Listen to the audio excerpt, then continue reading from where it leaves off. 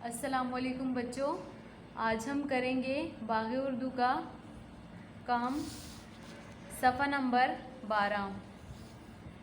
पढ़िए, लिखिए और रंग भरिए। ये हुर्फ जीम है, जीम की आवाज़ ज है। ज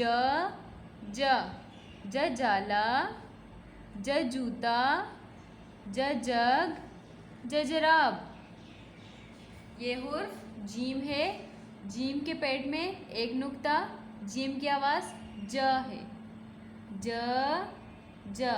अब हमें डॉट दिया गया है, डॉट की हेल्प से हम ट्रेसिंग करेंगे।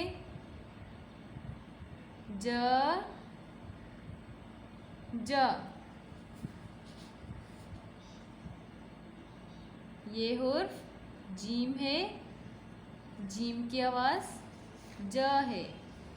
ज ज।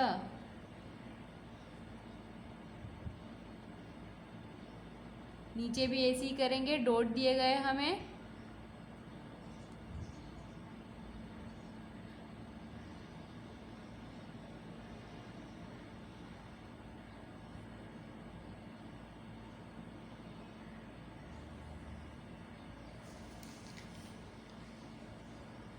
ठीक है बच्चों, ऐसे ही काम करना है और डेट लाजमी मेंशन करनी है।